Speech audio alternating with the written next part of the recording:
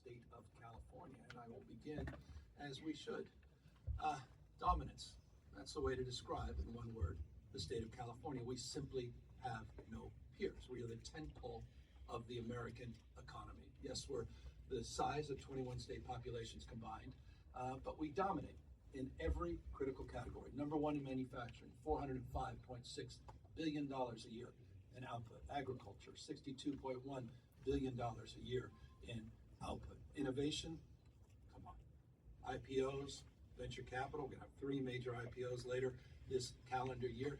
No one competes with the state of California, including on the issue of job creation. Just think about this. Since 2019, there's not a jurisdiction in the United States of America, not one of the 49 other states, that came close to outperforming the economy of the state of California. Our economy grew, a $3 trillion economy in 2019 to $4.25 trillion, grew by roughly 40% over the course of the last 7.5 or so years. We went from actually being number 2 in the number of Fortune 500 companies, and this is an updated talking point for the folks out there that are still stuck on the old talking points. We have more Fortune 500 companies than any other state in the nation, and more than we did many years ago, 49 to 58. We ranked number 1 in terms of the number of Fortune 500 companies. You see here that validation in the headline from Fortune magazine, taking over that spot in New York and Texas. 2/3, and this is significant, of the investment in venture capital, which last year broke records, $106 billion. 2/3 of it are invested back into California-based companies. That's an important stat.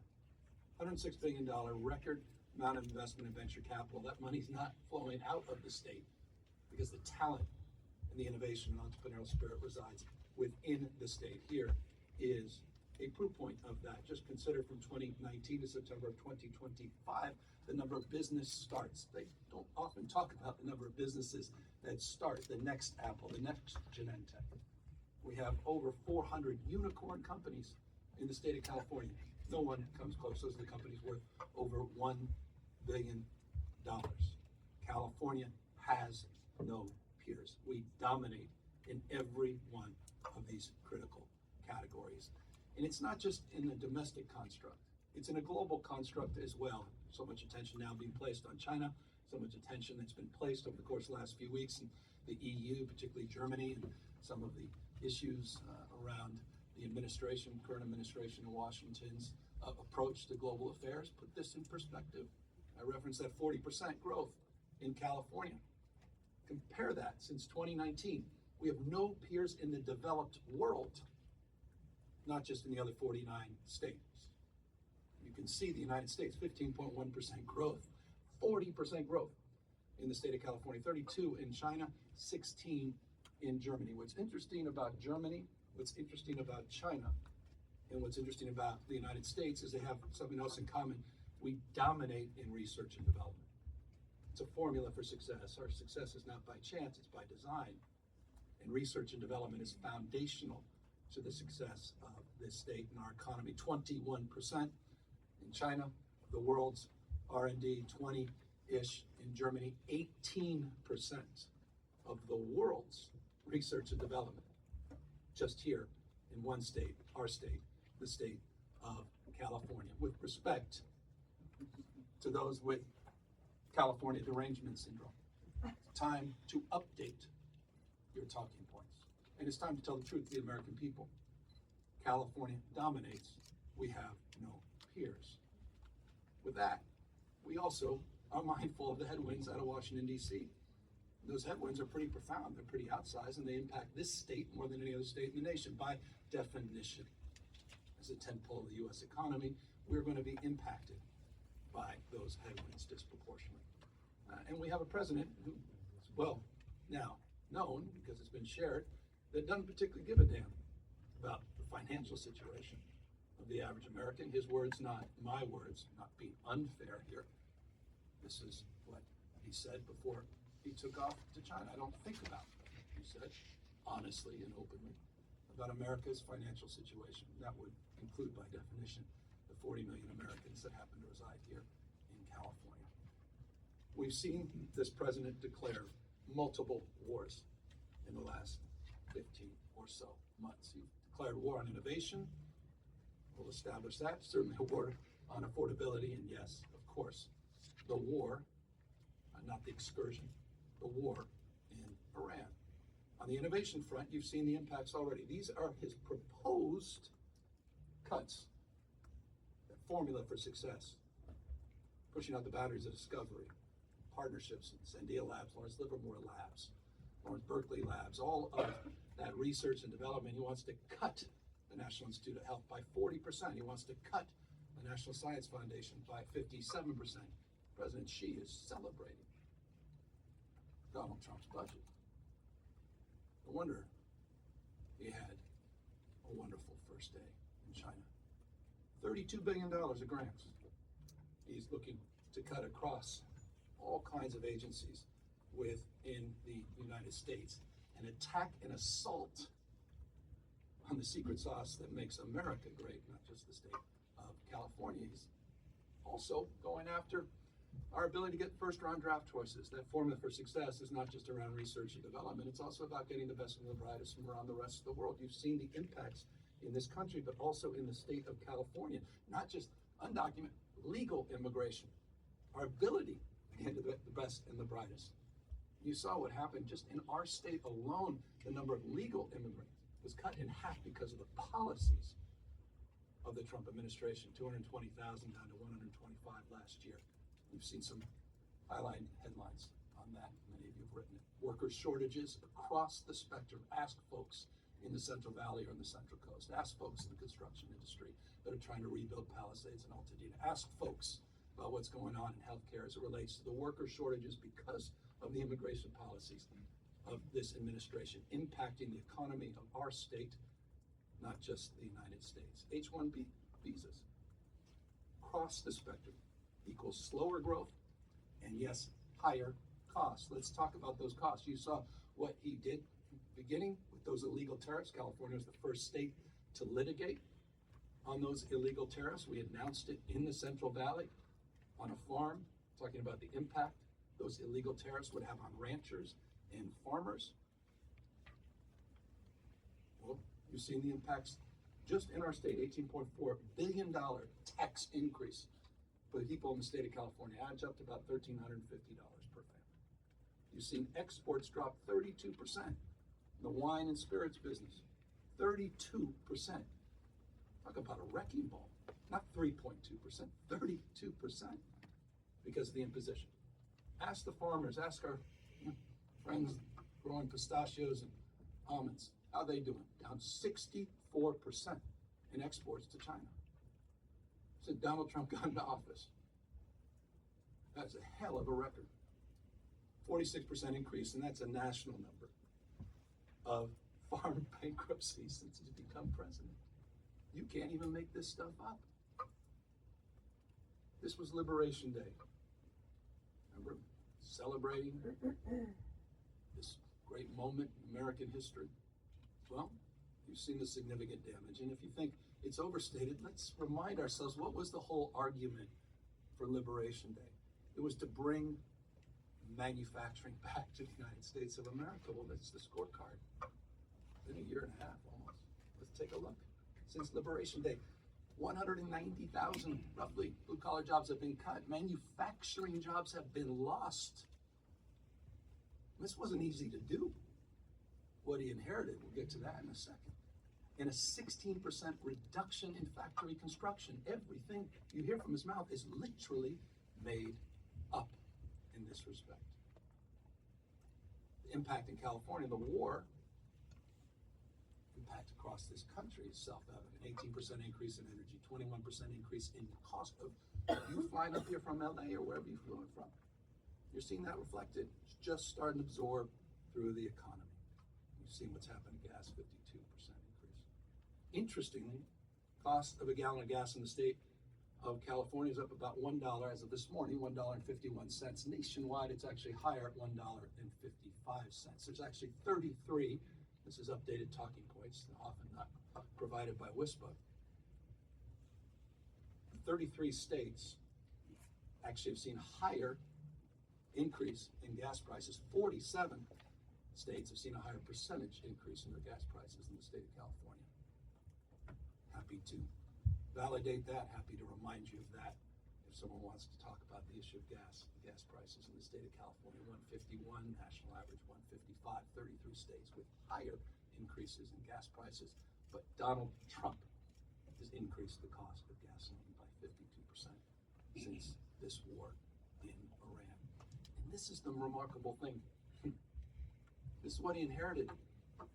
Day one, he got in, we had GDP growth, which was quote unquote the envy of the world. Headlines, economists, others. Now we see GDP growth contracting, or at least it's fallen from that growth, 2.8%. We've seen US inflation. You saw the 3.8% numbers just came out 2 days ago. Highest it's been in 3 years, and unemployment has gone up since Donald Trump. All of this impacting the state of California. These are the headwinds.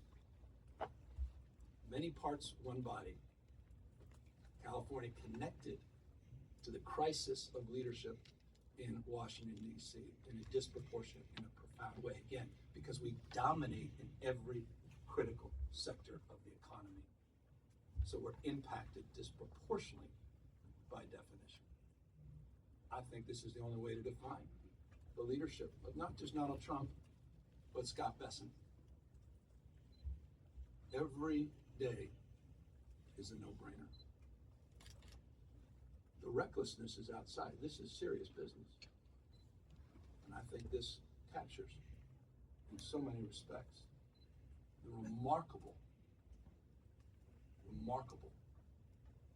work that these two have done and the impacts had on American people and the economy since they got into office.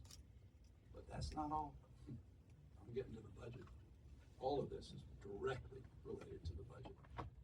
We now are experiencing massive new cuts. Every state in the country.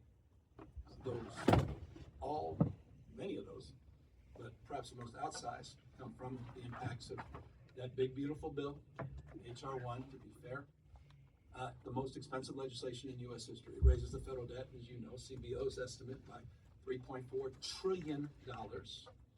Higher debt, not necessarily going to experience lower interest rates, higher costs to consumers. $3.4 trillion increase, the most expensive legislation in history. That also cuts to pay for tax cuts for people who didn't ask for them or need them. 1.3 million Americans that happen to live in our state that will lose their health care. 336,000 that likely will no longer be able to access fresh and readily available food. $1.5 billion increase, we estimate, in this year's budget, and another close to $300 million associated with CalFresh, costs, health, and food associated with the cuts from H.R. 1. This is a slide that I'm not a governor in the country. It's not showing a similar version of what the Trump and Bessent administration have done. So that's the backdrop of this year's May revise. Just the facts. Just the facts. So where are we? Well, we got a detailed plan, and we're cutting deficits. But we're not cutting corners. We're maintaining our values, and we're doing so in a balanced way. The budget we are submitting for the 2026-2027 fiscal year is balanced, and it includes about $250 billion in general fund and about $250 billion overall in investments. So $246.6 billion general fund and $349.9 billion of investments overall. It projects, because of the big three, back to California dominating revenue beyond what we had projected in January, north of $16.5 billion. These numbers are very fluid, but the positive revenue is self-evident. It's been reflected in some of the LAO's own estimates, but it's reflected in this budget through just, again, the contributions from the big three of over $16.5 billion. interestingly, to put it in perspective, they're referencing the LAO, since their November estimate, it's $56.3 billion more than they had originally estimated just in November. That's just a few months ago. It shows the nature of the economy in the state, the nature of that growth engine. It's a rather extraordinary number. There's ideas of what we can do with it. This is one of them, but perhaps, I know we're celebrating the 175th anniversary. It's a patriotic, perhaps, investment to make. But maybe we should be a little more cautious, considering the volatility that defines our revenue structure and streams. And this is a familiar slide. Those who've been around certainly had it on your bingo card. And what you'll see there is basically the economy, the yellow line in the center. The numbers matter, but I think the chart in the orange line basically sums it up. You can see this EKG chart, which is the volatility of our revenue and how it spikes from year to year, collapses. When the nation gets a cold, we get the flu. And so the issue around volatility has to be fundamentally addressed, and we're looking forward to this year. We've had some very positive conversations. The most, I think, significant conversations, certainly the most advanced, on reforming Proposition 2 and doubling our set aside from that 10% to 20%. That is a reform that is long overdue, needs to happen so we can capture more revenue. Remember, 3 major IPOs later, projected this year alone. 3 of them, all 3, one thing common, they're all California startups that now are dominant businesses. SpaceX is still dominantly California-based, and obviously Anthropic and OpenAI. That volatility will only increase as we move forward in the calendar year and likely into the new year as well. Where does the money go? Where are we making the investments in the budget? Well, you can see here under the formula, under Prop 98, and our ongoing commitment beyond 98 to education, significant increases in our TK through 12 education funding.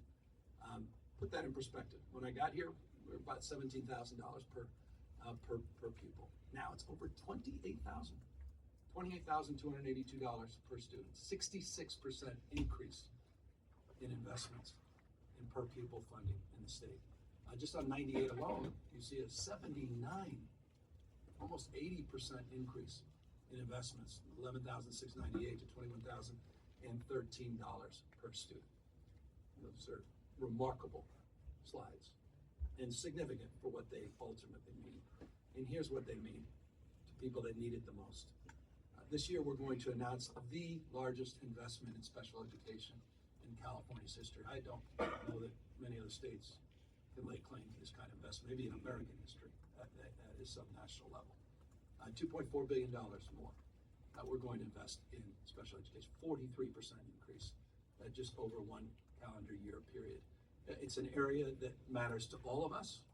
It's an area that has continued to be anxiety inducing because we meet with parents that they're demanding more, and we've heard that call, and I'm very proud to submit this proposal to the legislature as a significant contribution to addressing the needs of those with physical and mental challenges. As it relates to the investments in teachers, the most important investments we can make in terms of improving test scores and outcomes, we are building on what was a significant increase in contribution in the January budget with a $2.8 billion block grant, which would focus on professional development, focus on retention and recruitment, and we are significantly increasing to $5 billion in this budget.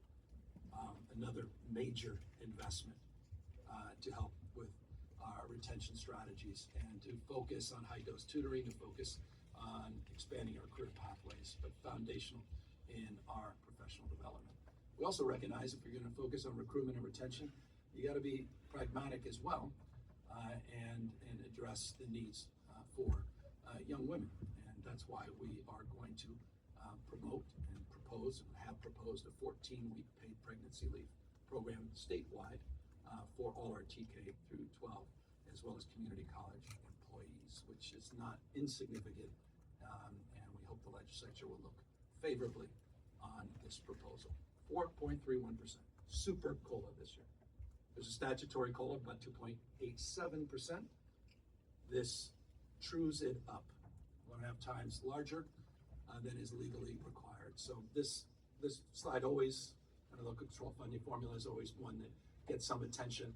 I've never seen things in the 4 range, and so 4.31%. This should be very good news for many of the districts and many of our schools throughout California. We're also investing, and this is good news. Over the last 7 years, we've invested about $715 million on literacy, which has been at a decent pace. We put out a lot of new literacy strategies and programs. We're seeing real results, and we just want to take it to the next level. And so $715 million over 7 years, $440 million in this budget, investing in literacy coaches and specialists. We want to go deep and wide and now really build on this new framework and our new strategy that we announced over a year ago and have spent years and years developing. You're seeing the benefits across the spectrum. We were down in LA unified, and every single cohort, every single grade has seen significant improvements, higher improvements for Latino community and the Black community, interestingly. But statewide, you're starting to see significant increases in gains in math, science, and English language art compared to prior years. We want to continue this steady progress. And what's that steady progress built on? Created that brand new grade, TK for All. Didn't exist a few years ago. Fully funded it, saving upwards of $17,000, $18,000 a year for families. You talk about an affordability agenda, just that alone. The investments were made in community schools. We dominate the nation in community schools. By the way, this budget includes an additional $1 billion for community schools. In January, it was $485. We're training up with an additional $1 billion in the May revise, $1.485 billion investment to build on our community school model. We have after school for all. It was promoted in prior administrations. It was modestly funded. We've expanded it at scale, after school for all, as well as summer school for all, 30 days, 9-hour school days and after school.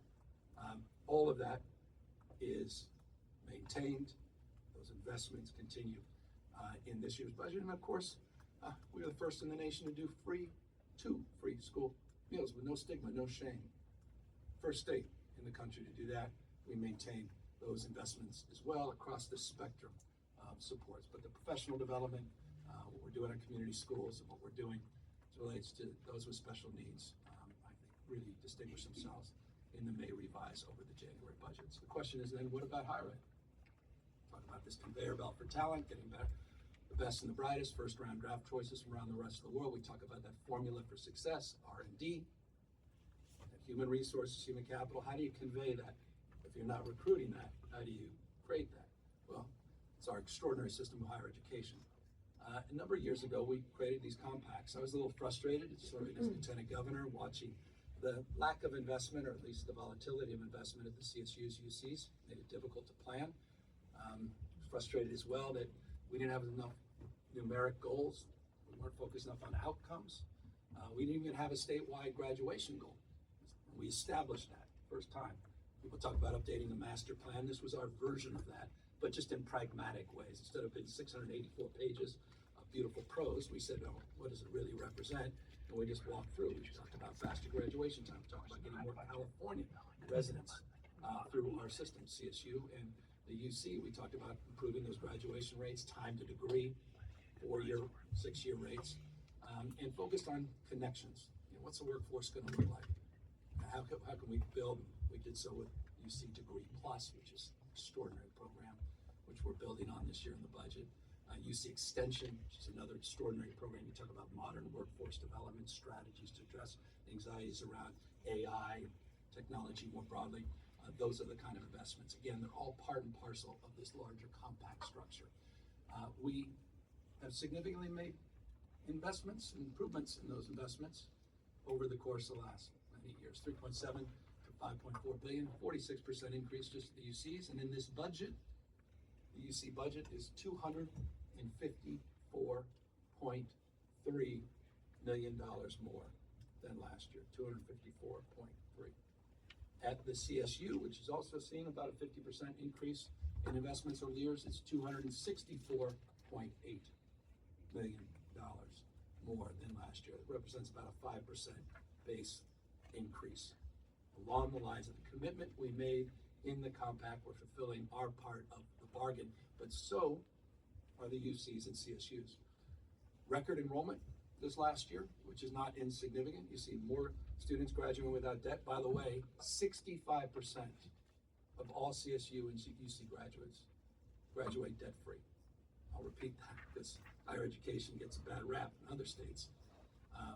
But UC and CSU distinguish themselves in this state. 65% of UC graduates and CSU graduates graduate debt-free. You can see even more are graduating debt-free because of the compacts and the commitments, the dual enrollment numbers, which are also part of our compact. And as it relates to enrollment, this is important. Just shy of 19,000 more Californians graduating since the compacts from the CSU, and 14,774. For some reason I remember that as of at least this morning, 14,774 more Californians at the UC. So we significantly increased investments, and in return asked for more California residents to get the benefit of their tax dollars and those investments. And we've seen the benefit of that. A lot more work to do, but real progress in this space. And again, this is what distinguishes the game we play from the game played elsewhere. Research and development, institutions of higher learning, this three-legged stool, the community college, next level, quality comes out of the community college system, the CSU, the backbone of the Pell system in this country, and obviously the UCs as it relates to research. And by the way, forgive me for not referencing the obvious.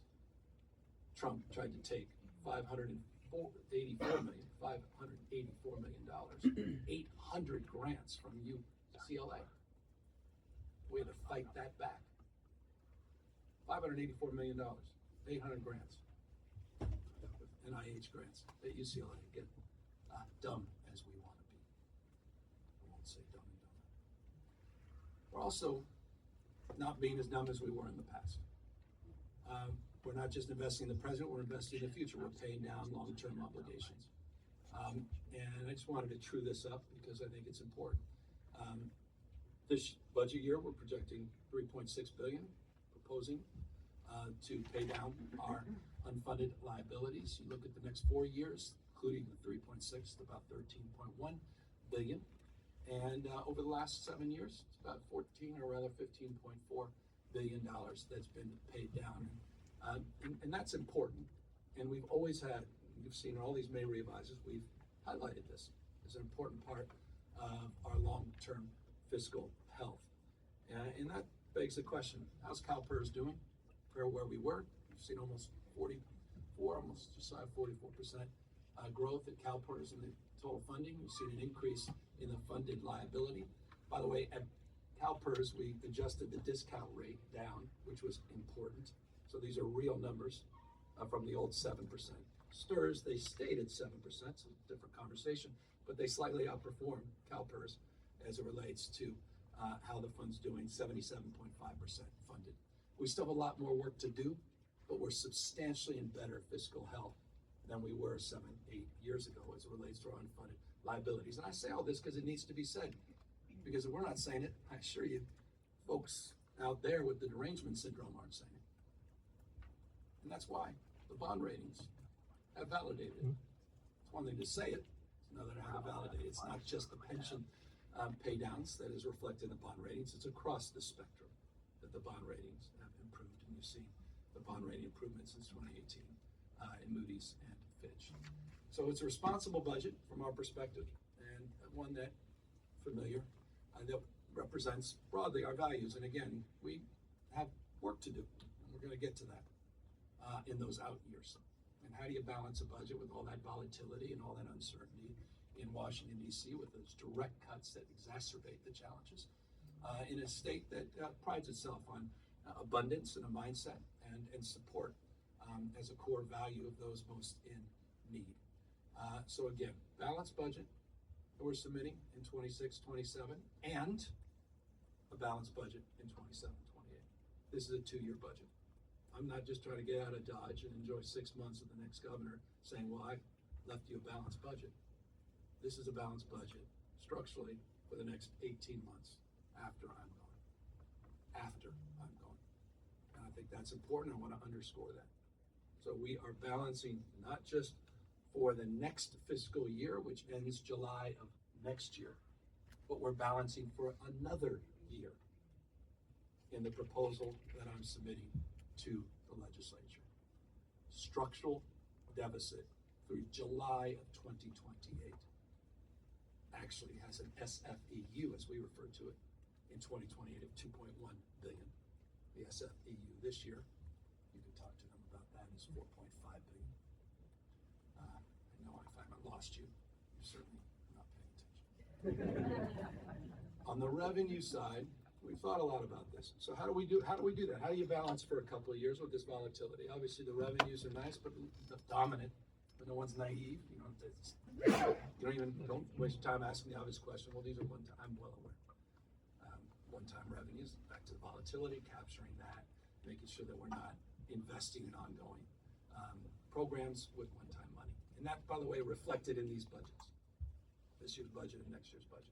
No big, new, ongoing investments. We can't afford to do that right now.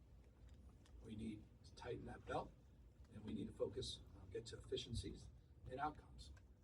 But on the revenue side, there are areas where we think it's long overdue to make some adjustments. The MCO is a familiar one to many of you. And so we've got an MCO proposal. It's about 4.5 billion over the window and 2.5, or 4.5 in the short term, 2.5 in the medium term in terms of revenue generation.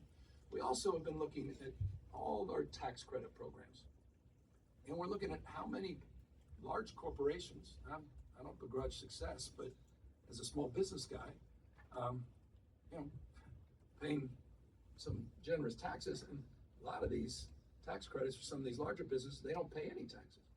Well, they do. They pay the annual LLC or S Corp tax, which is $800, which is pretty remarkable. Some of the biggest brand name companies in the world, their corporate tax is the same as my little wine store on Greenwich and Fillmore. Sorry, I may have broken my pledge not to come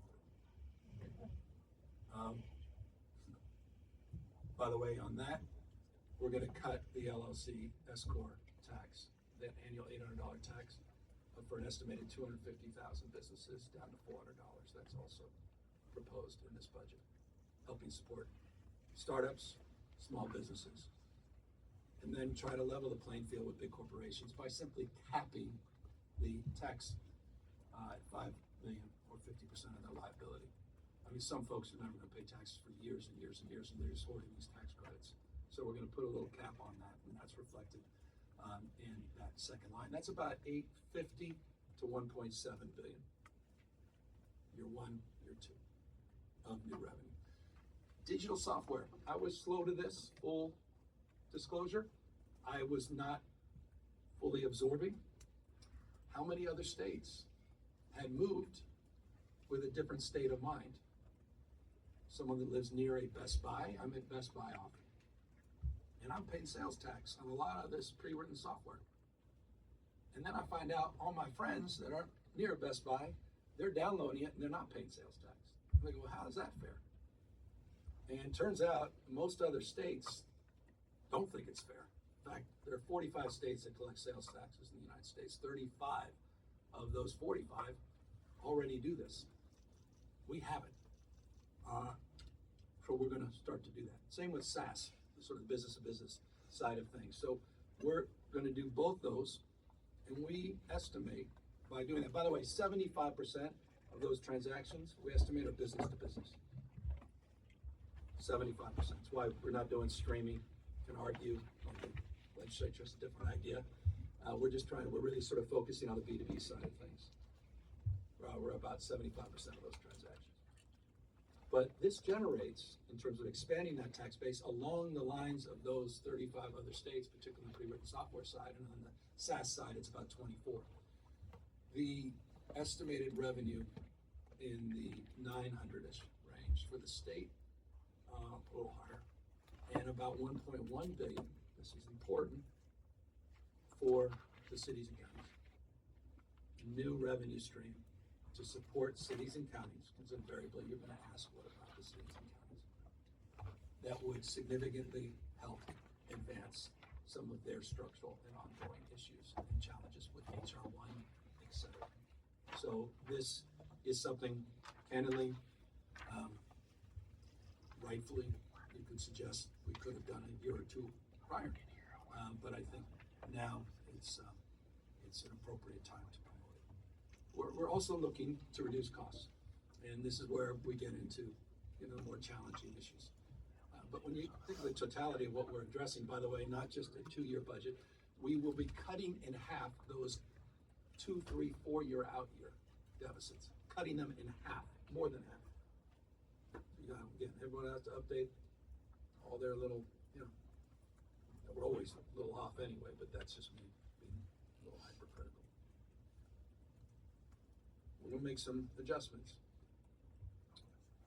Some of these are familiar. Utilization management issues, about $100 million. Reinstate medical asset test, it's anywhere from 500 to 540. We continue to debate this, but these are the experts, and they're gonna say 500, I say 540. And then on the $20 premium for the UIS population, that's basically, you recall we had 100, legislature went down to 30.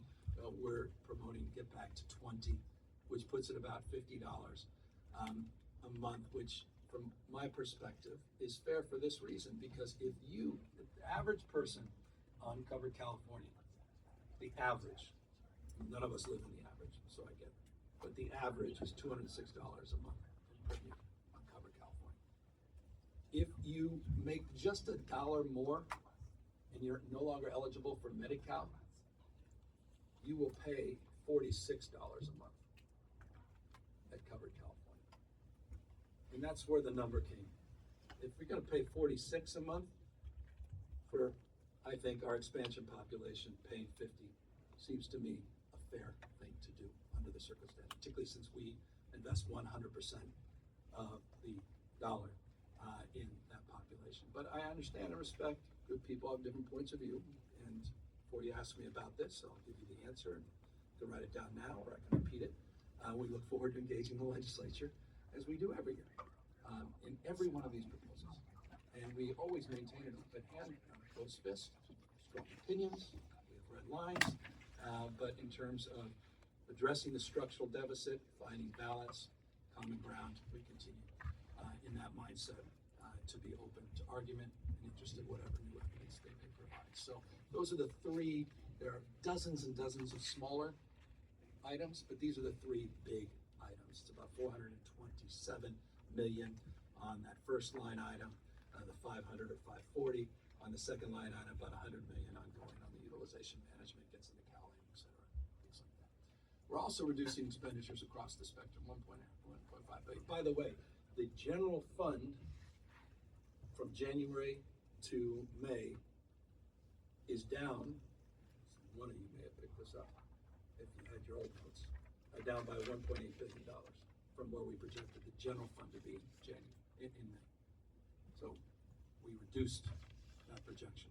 We may revise down 1.8 billion. This is separate and above part of broader issue of reducing the cost of government. I continue reminding, before Doge, we were Doge before Doge.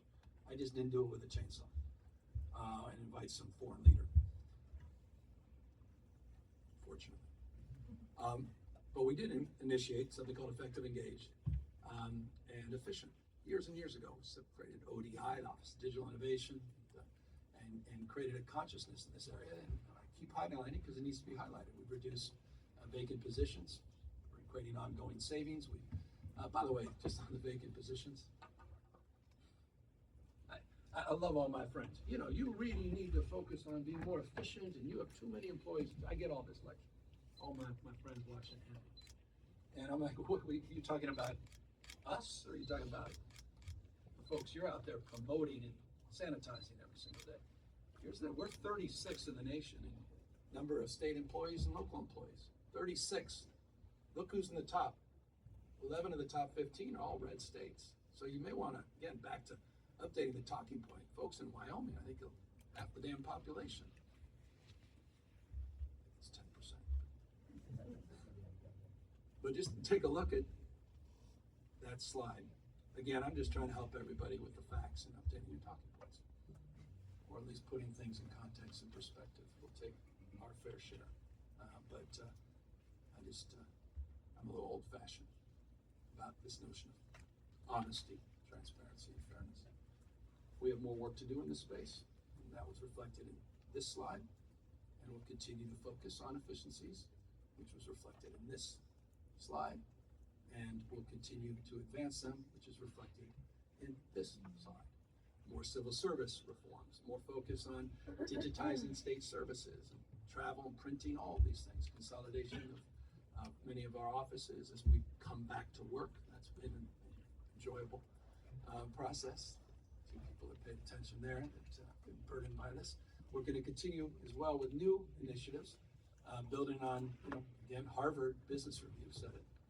Nation-leading efforts at DMV. Don't, again, kill the messenger. It's just Harvard Business Review celebrating some of the progress at DMV. I'll remind you where we started with the DMV. But they're doing, I think, a wonderful job up there, and there's still a lot more work to do. They acknowledge that. But you see the reforms, constant reforms on hiring, and we've got this breakthrough initiatives. We've got so many fun and exciting things that are happening, at least fun for us, that are into OKRs and that are into the management side of the ledger. But those new efforts continue, and a number of them are novel that just went into effect, and a number of them are about to go into effect. About $850 million is projected in this budget of lower cost, and by the way, just in two sectors, not just represented in the last slide, about 350, though you say 350, I'm at 360. We're a little off on some of these back and forth as it relates to CDCR reforms. We went out, got some consultancy work done, really looked at how we can stress test and improve our operations. You can see the examples of pharmacy rebates, admin costs, consolidating contracts. So it's represented about 350 in CDCR and about 500 million in health, broadly defined across the spectrum of supports along the same lines.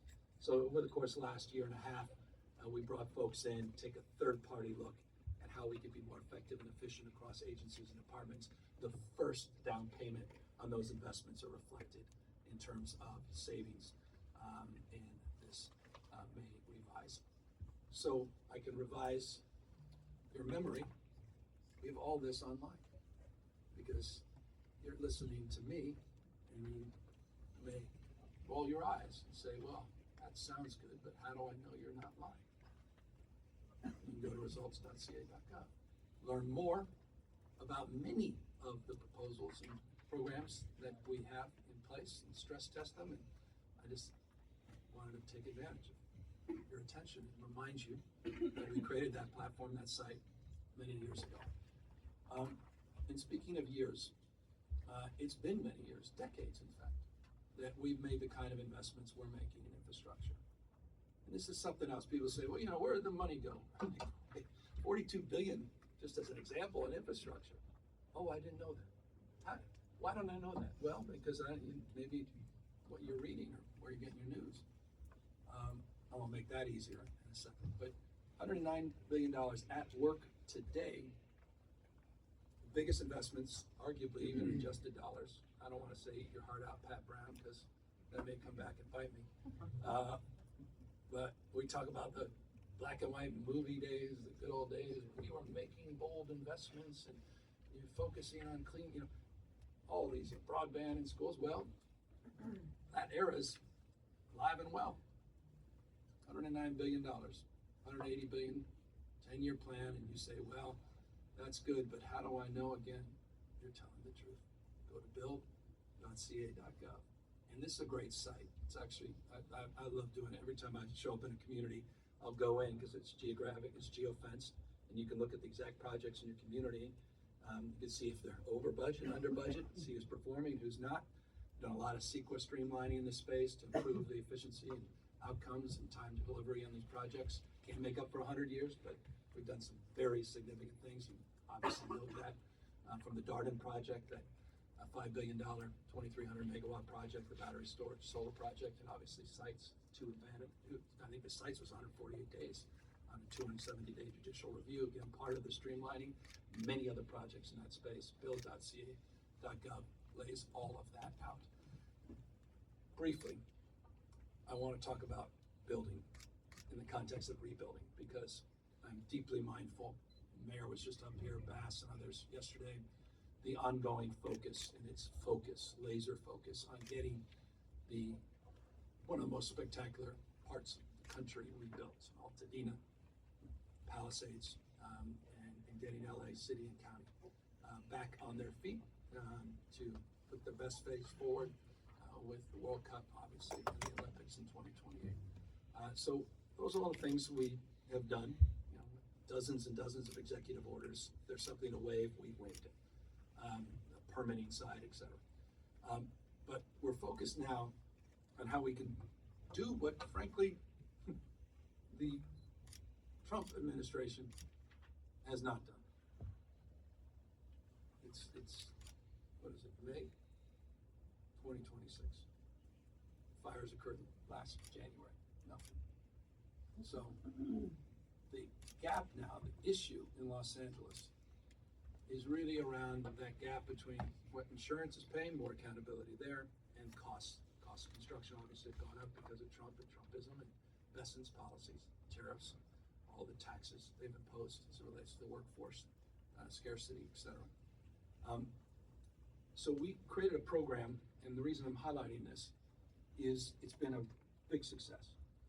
This is the Calif program we created a year-ish ago. Updated some eligibility requirements, and there was an iterative process. In that iterative process, we landed about $281,000, which is about 200% of the AMI, area median income. So a family earning up to $281,000 can get a grant, not a loan, of up to $100,000 for 12 months to address their mortgage needs. And we just crossed the threshold. Over 1,000 families have taken advantage of this. They thought it was too good to be true. It's been a wonderful success. And we wanted to build on that. And so because of the absence of support at the federal level, I'll be in DC again Monday or Tuesday, continuing to do what I can. And by the way, it's bipartisan.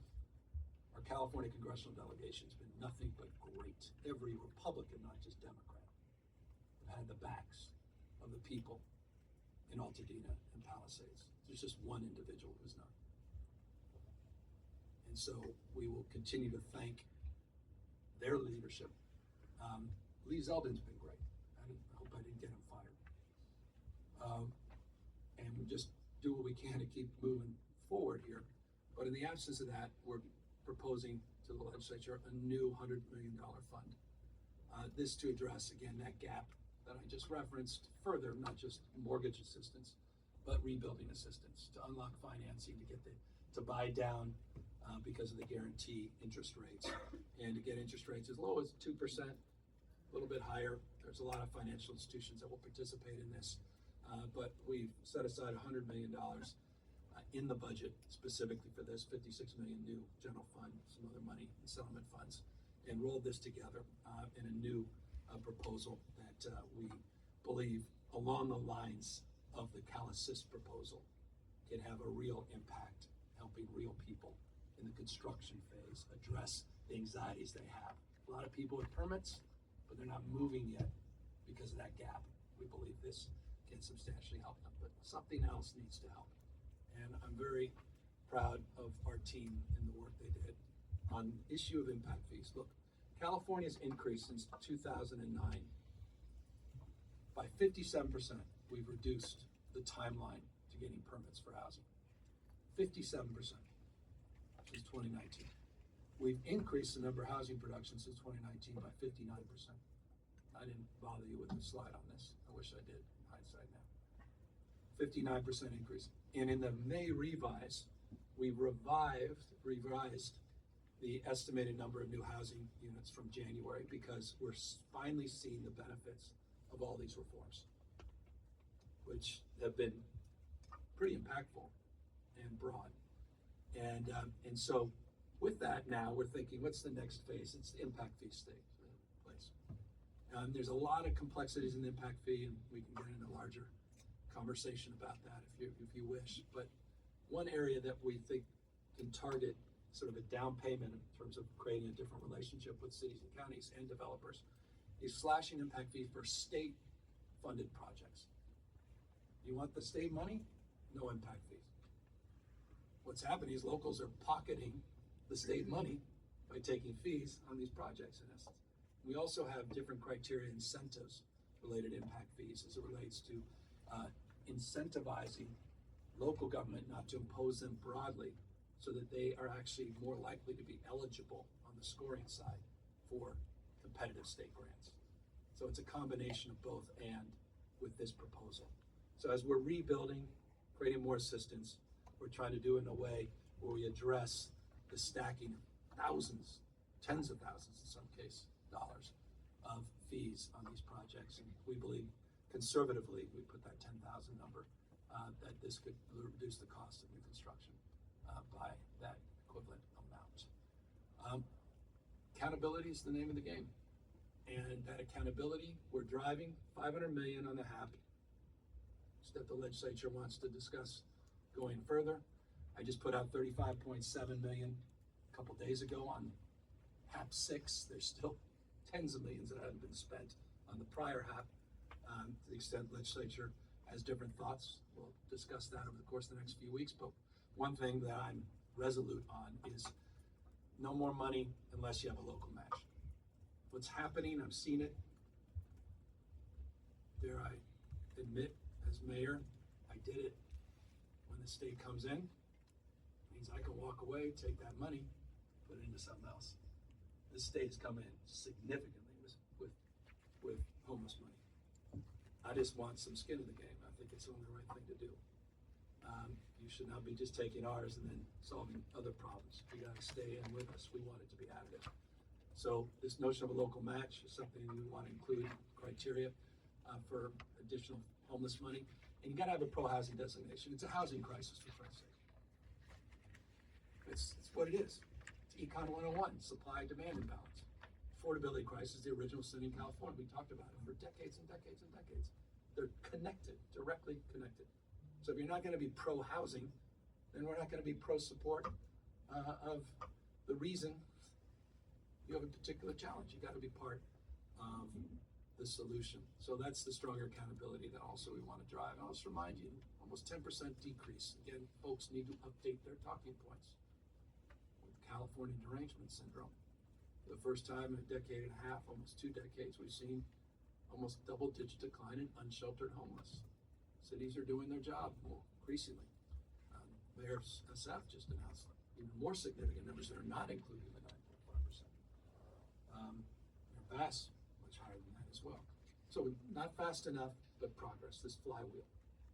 And part of that progress is reflected in all of the support we provided that is also available on this website, accountability.ca.gov. You should go to it. If you want to know when your uncle comes over and says, what the hell is going on, tell me, go to this website. Say, Uncle Rick, go to this website. Why am I going to a goddamn website? Sick and tired. But encourage them. And you're going to see, at cities and counties, who's got a green, yellow, or red, sign next to them. Who's performing, who's not. Who's moving forward with SB 43 conservatorship reform? Who's moving forward with the CareCorps program? Who's moving forward as it relates to the pro-housing designation? Who's moving forward with their arena goals? Who's moving forward with the local housing element? Who's moving forward as it relates to meeting their goals under Proposition 1 and the $6.38 billion of investment we're making? Who's moving forward when we're going to add on July 1st the Mental Health Service Act money and the reforms to focus on close to $1 billion a year in new housing? Who's actually producing results? And what are the numerics as it relates to reduction in homelessness? Accountability.ca.gov. Great website, updated consistently, and I made sure it was updated last night. So, it's ready for all of you. And what's also up, not just the website last night, is our reserves compared to 2019. I think this is important because we've had good days, bad days, we've had to pull the reserves. But at the same time, we've always been mindful that we just can't rely on that. Got to keep replenishing them.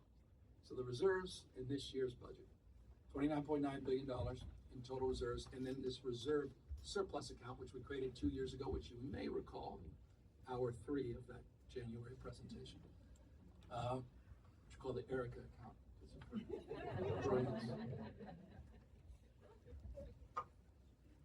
She calls it the Erica. And on account of her, we have an extra $10 billion in the surplus account. So total surplus in the state's roughly $40 billion that we go in to the next fiscal year, which we want to see that go up. We want to see whatever happens with the capital gains.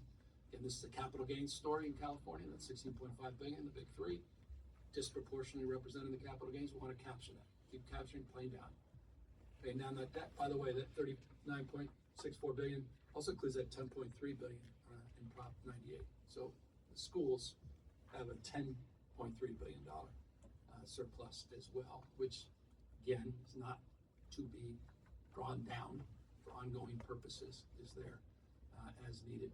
That's in addition to all those other big investments that we mentioned.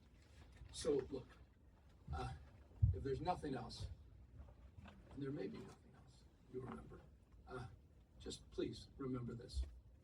California's structural deficit on the basis of the proposal we're making to the legislature through July of 2028, is currently May of 2026, is zero. The deficits beyond that, which by the way, in every state, they have deficits beyond that. Most states, if you look up any state, year 4, 5, 6, are cut in half, more than half. In other cases, single digits. And so it's important, again, that I remind you what I have reminded all of you of for the last year, that we're not going to walk away from the state and put the next legislature and the next governor in a difficult spot. And we've made tremendous investments, proud of those investments. If you're against child care, respectfully, we're for it. If I believe in health care for all, I promoted it, believe in it, despite some caps. We've done as much or more than any other state in the country. I think we got down to 6.4% on uninsured. I think they were at the same time, Texas was at 16.7% uninsured. Just put that in perspective. That's not a stat. That's like life-saving medicine. People's lives saved. Struggling with the HR1 cuts.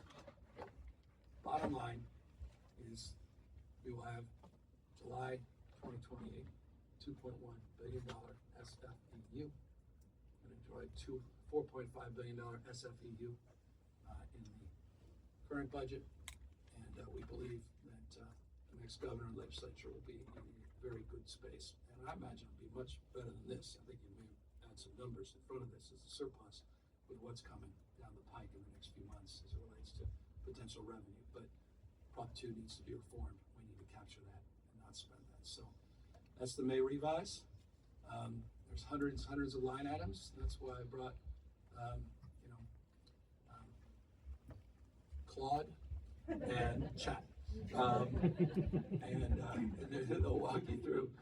These are the updated models, and I would be more perplexity perhaps in this frame, but we're here to answer any questions you